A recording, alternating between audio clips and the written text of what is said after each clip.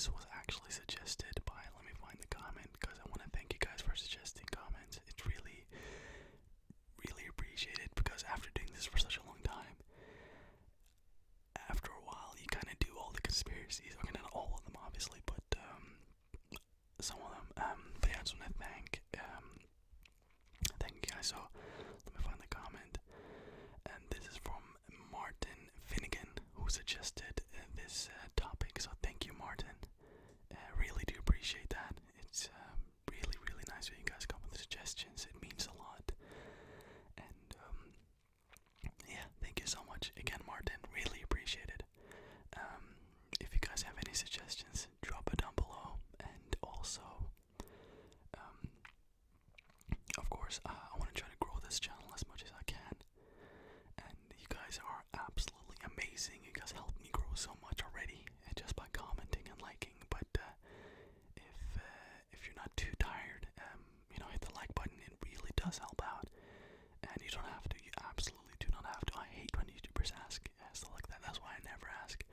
But if you want to, please do. Sometimes I forget myself on videos that I like. I forget to click like. So if you like the video, click like. If you don't like, don't worry. You don't have to click like. You can even click dislike, and you don't have to click anything. So don't feel pressured.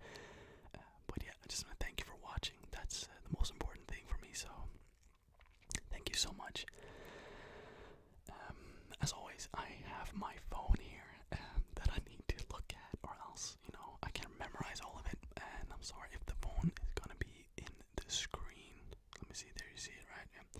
Hopefully it focuses back on my face. Let's hope it did. But yeah, so this story is very interesting. It reminds me of Bigfoot, that type of vibe. Is kinda the type of vibe. And in this episode, there's gonna be a lot of names that I will not be able to pronounce. So if you're from the UK, you're gonna get a laugh out of this one. It's just a lot of fucking difficult names. I'm so sorry to curse, but it's difficult. And as I'm not English, these names are pretty out there. So I'm sorry. Before I start, I mean no offense. I'm just completely ignorant to these names. And yeah. So let's see. I want to try to have the phone as little as possible in the frame, but it's probably very difficult. So yeah, today I'll tell some stories of the not so famous to others, but unknown legend in Scotland. So again, thank you, Martin. I'm assuming you're from Scotland, maybe. The Grey Man of Ben McDoy. See, I already butchered that, so don't laugh at me.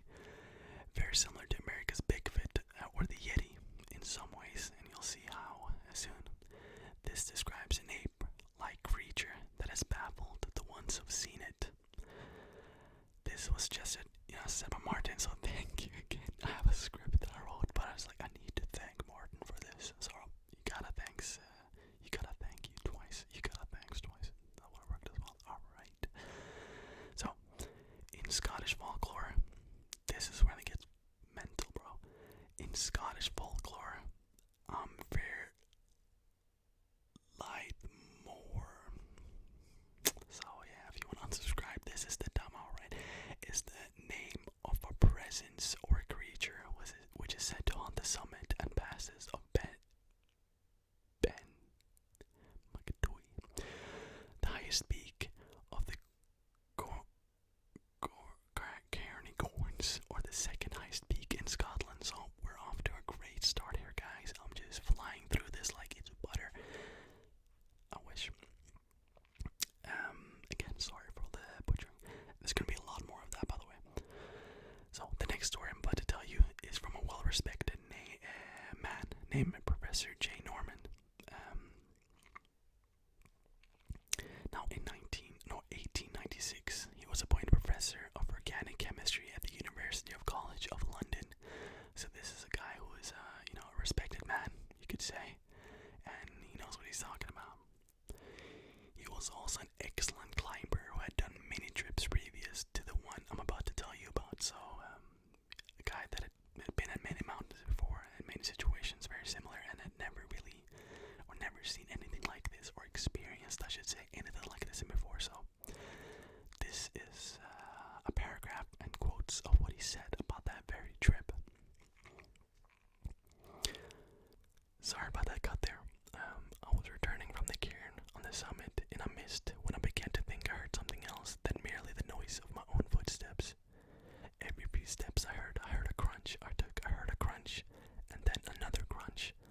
as if someone was walking after me but was taking steps 3 or 4 times the length of my own. I said to myself, this is all nonsense. I listened and I heard it again, but could see nothing in the mist. As I walked, and the eerie crunch sounded behind me, I was seized with terror, and I took to my heels, staggering blindly among the boulders for 4 or 5 miles, nearly down to the edge of the forest. Whatever you make of it, I do not know, but there's something very queer about the top of Ben McDoy, and I will not go back there again. I'm sorry, my camera just stopped recording, but I'm gonna try to continue. Sorry for that cut there. Annoying as camera. So he told this story in 1925, which is 34 years later. The actual event took place, so I'm sure he told friends and close ones after, but didn't tell the public at least about this event or that experience that he had. So this speech he had shocked, of course, everyone, because everyone knew he was a very well-respected gentleman, and he would never lie about something like that. So he definitely experienced something. Now, what that is, I mean, that's up to you, I guess. But I mean, I think, obviously, because I like to believe in a lot of. Some people call it nonsense, but I think it's something to it. Maybe it's, I mean, who knows? We'll discuss that later, but I think it's something weird, that's for sure. So, another story about the Gray Man comes from 1958, when a naturist and mountaineer, Alexander, published an article in the Scots magazine about an encounter with a Gray Man in 1943. So this is what he said about this encounter. I spent a 10-day leave climbing alone in the Cairngorms.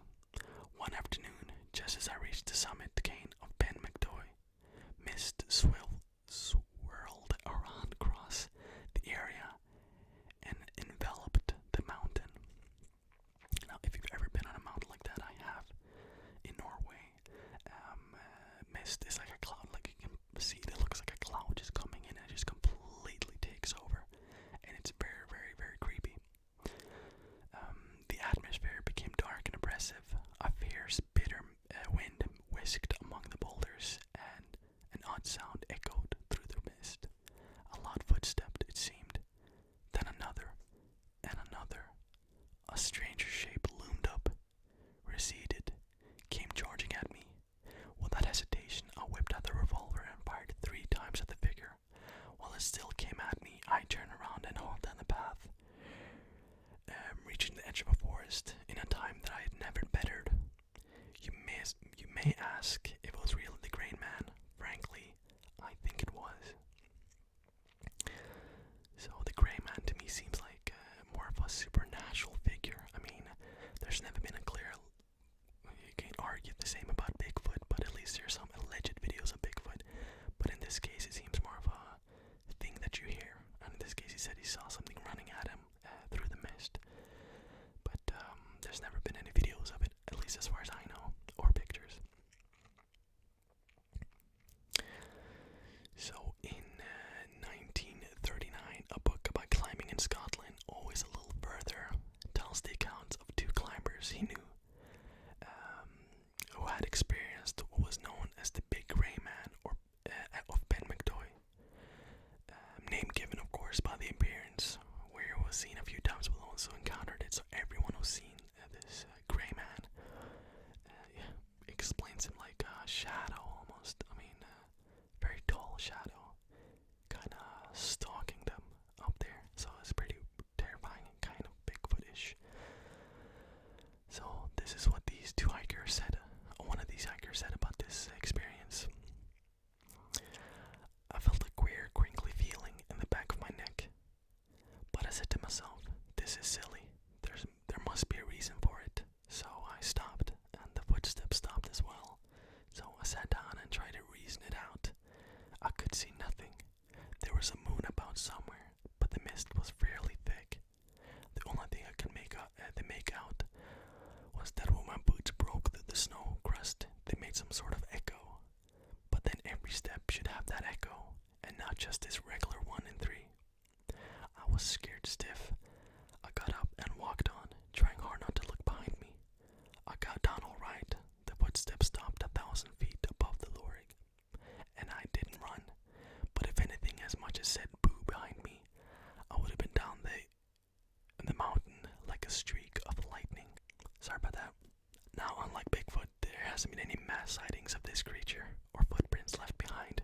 Only the sounds of footsteps following you as you walk through the thick fog. Now, this has been experienced by many people, and especially climbers who go through there a lot, but never has any conclusive evidence been found of any Bigfoot-like creature there.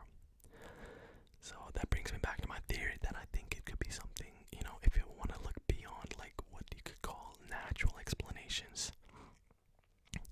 Some people theorize that during these thick fog events, which occur apparently quite often there, the sun could reflect your shadow onto the fog, making it look like there's something in front of you, which I guess is possible, but it doesn't explain away all the sounds and the encounter of many, as the thing seems to be running towards them.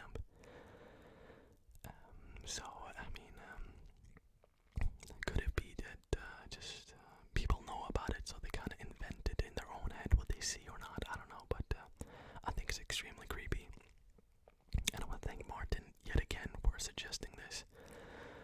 If you have any weird conspiracies that you feel like haven't been talked about on YouTube, I'll try to do my best and talk about them on my little channel here. But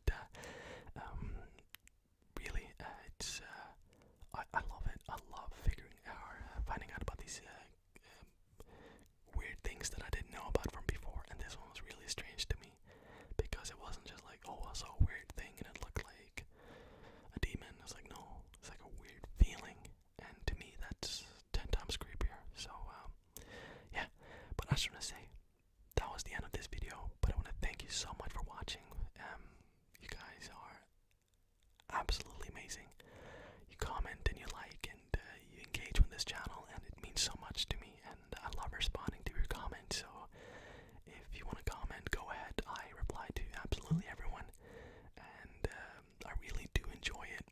You guys are really amazing, and you guys are seriously super nice people, and I appreciate you so much. And I'm sorry if you're tired of hearing it, but I will continue to say that on every video, because I don't think it could be said enough. So, thank you guys so much for watching. I'll see you guys on Wednesday. Yeah, I think it'll be Wednesday. So, yeah, love you guys so much, and I'll see you very soon, alright?